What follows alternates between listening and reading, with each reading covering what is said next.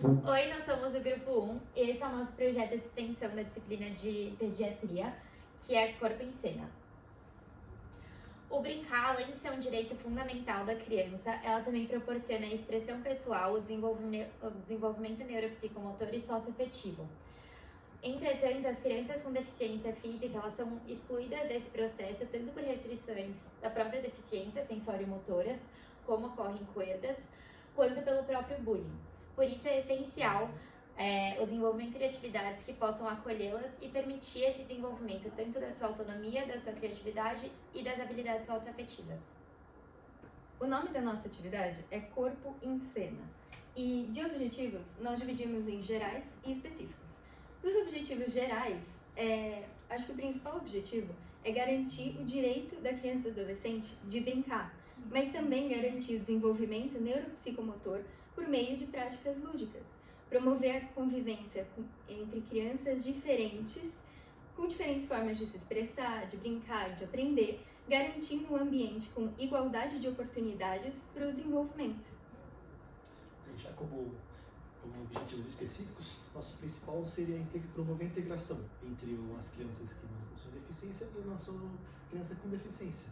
Assim a gente vai ter um entendimento socioafetivo entre eles vão poder se interagir, poder criar suas conclusões, suas atividades que vão se realizar e assim fazer os desenvolvimentos que eles precisam ter durante essa brincadeira. Ação.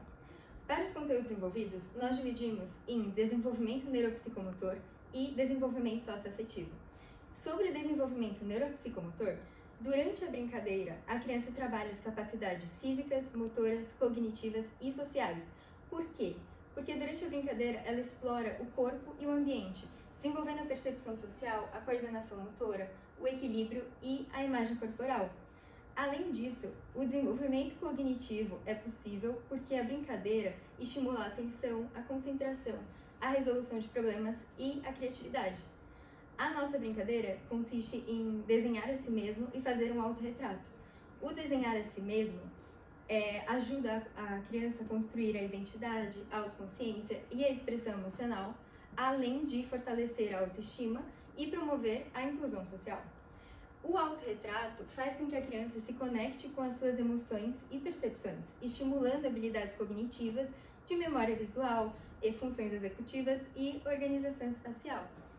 Além disso, a percepção de si e a autoestima são coisas que a brincadeira, o desenho, permite que a criança tenha, além de ser uma forma de comunicação não verbal, o que é muito importante para uma criança deficiente que não consegue se expressar verbalmente.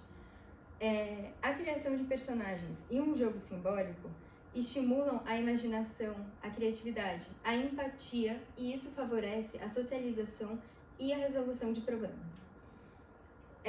Além disso, nós pesquisamos sobre o Vygotsky. Ele é melhor dar um corte aí, mas eu vou continuar. Essas atividades, elas criam uma zona de desenvolvimento proximal, onde as funções executivas e sociais em maturação são exercitadas e fortalecidas, segundo Vygotsky. Assim, o brincar se torna um espaço seguro para a criança experimentar papéis, emoções e relações sociais, ampliando todo o seu repertório de habilidades. Aí já na parte do desenvolvimento socioafetivo, também de acordo com Vygotsky, o desenvolvimento socioafetivo não é algo isolado, ele deve ser acontecido junto com outras crianças em um ambiente favorável. Por isso que quando essas crianças não têm esse desenvolvimento, esse estímulo, elas tendem a ficar mais isoladas, apresentam comprometimento de fala e desenvolvimento psicomotor. E esse isolamento piora cada vez mais a situação de uma criança, por exemplo, que tem deficiência, que ela já é naturalmente isolada da sociedade. Por isso, essa brincadeira é importante para nós. Deixar as crianças interagirem entre si e formarem diversas questões e desafios que elas precisam resolver e tirar as próprias conclusões que elas têm é uma maneira de fazer com que elas interajem entre si, raciocinem-se e desenvolvam-se uma ideia social entre elas. E essa ideia é a base da nossa sociedade e das ideias que a sociedade tem. Por isso que é indispensável que essa interação aconteça. Tá, então sobre a brincadeira, a gente vai começar preparando o ambiente. A criança com deficiência ela vai ser posicionada no chão com a ajuda dos colegas em cima de um papel craft. E aí os colegas que também vão participar da brincadeira vão desenhar o contorno dela no papel. Aí depois ela vai ser colocada de volta na cadeira de rodas. Aí começando a brincadeira em si, qual que é a ideia da brincadeira? A criança com deficiência ela vai ser responsável por fazer escolhas para decorar a silhueta dela que está montada no papel. Então os colegas vão ajudar ela a fazer isso. Vão posicionar duas escolhas assim de forma binária que a criança consiga distinguir e a criança com o direcionamento dos olhos ela vai indicar qual opção que ela gosta mais. E a partir desse sistema de escolhas ela vai decorar a silhueta. Aí, além dela poder produzir um autorretrato, outras opções que ela teria seria de fazer a silhueta de alguém que ela ama, como a mãe, o pai ou algum colega. Pode passar. Aí a gente também pensou numa versão competitiva, no qual a criança deficiente ela seria uma espécie de um crítico de moda.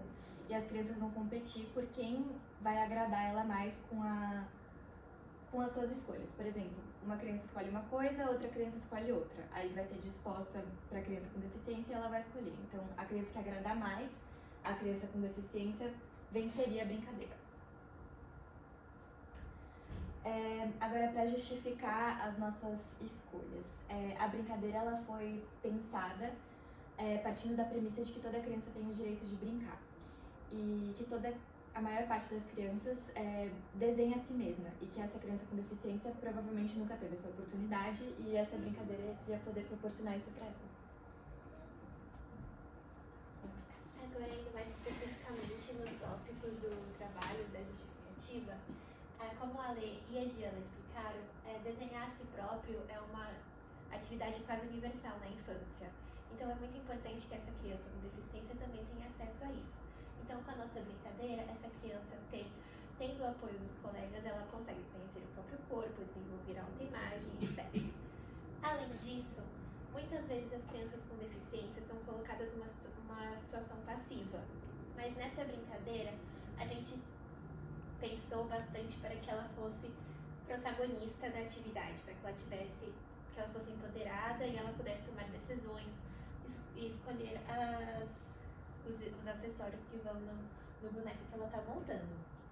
E, por fim, a versão competitiva, ela tem o objetivo de tornar a brincadeira sempre um pouco mais interessante para que as crianças que brincarem junto com a criança com deficiência se mantenham interessadas. E, além disso, ela permite estimular as crianças a se conhecerem, porque para agradar o crítico de moda, elas precisam conhecer os gostos da criança com deficiência. Aí, indo para os locais que a gente pode desenvolver a brincadeira, a gente tem os ambientes educacionais, então as salas de aulas que são adaptadas para pessoas deficientes. E aí pode usar um tapete ou um EVA no chão para desenhar e poder fazer a brincadeira. Pode ser também ambientes de reabilitação, como clínicas de fisioterapia ou hospitais pediátricos. E aí isso pode ser adaptado para que a criança tenha um desenvolvimento cognitivo. Também pode ser em ambiente domiciliar, então pode ser com a ajuda de amigos, pais, irmãos. E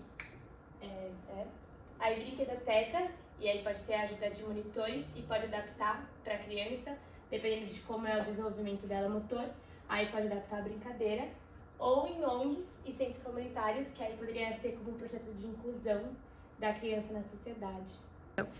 Sobre a quantidade de participantes, a gente indica que ela seja realizada em um grupo de entre 6 a 12 crianças, sendo que é ideal que uma delas seja uma deficiente para concretizar nosso objetivo de inclusão da atividade. E o número reduzido de crianças, a gente acha que talvez a maior oportunidade para mediação entre as crianças e para cada uma delas participar de um jeito mais significativo. Então, não é um empecilho mais gente participar, mas também seria legal grupos menores para poder incluir mais as crianças entre si.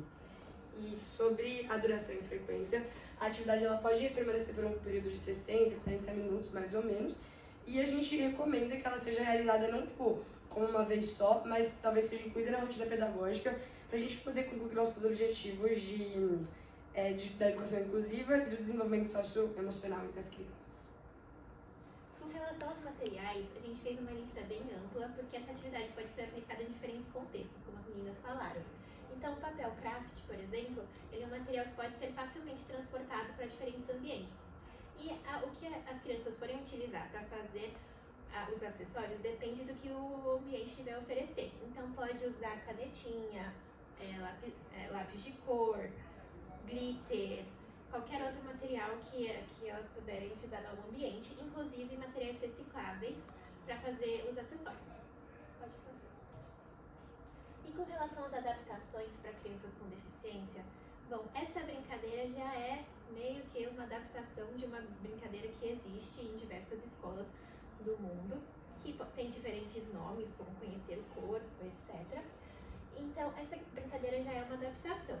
O que a gente recomenda é que sempre tenha algum responsável junto para facilitar com segurança o transporte da criança com deficiência para fora da cadeira, de volta para a cadeira, e a segurança também das outras crianças, porque elas podem confeccionar os acessórios com tesoura, etc. Para avaliar a adesão da atividade, nós pensamos em duas frentes. A primeira, durante a atividade, o professor ou moderador da atividade pode preencher uma tabela avaliando se as crianças estão engajadas e interagem entre si, se demonstram atitudes de empatia ou, pelo contrário, de exclusão, e se a criança com deficiência foi a protagonista na maior parte da brincadeira. Na mesma tabela, pode avaliar o tempo da atividade, se durou bastante tempo, o número de participantes e a quantidade de objetos utilizados. A segunda frente, nós pensamos em ser depois da brincadeira, que seria muito interessante fazer uma roda de conversa com todas as crianças, perguntando para elas se elas gostaram da brincadeira, se foi fácil de participar, se querem brincar de novo outro dia e se gostariam de mudar algo na brincadeira. Claro que sempre envolvendo a criança deficiente nessas perguntas para descobrir qual é a opinião dela sobre a atividade. Aí, para as considerações finais do nosso trabalho, da nossa brincadeira, a gente evidencia a importância de garantir o direito a brincar, então promovendo o protagonismo, a autonomia e o desenvolvimento integral da criança. Além disso, ao adaptar essa brincadeira lúdica, a gente torna ela acessível e aí favorece a interação social, o respeito às diferenças e a construção de vínculos entre as crianças. E, por último, ela contribui muito para o desenvolvimento cognitivo e socioemocional das crianças, sendo muito enriquecedora para todas as crianças da comunidade.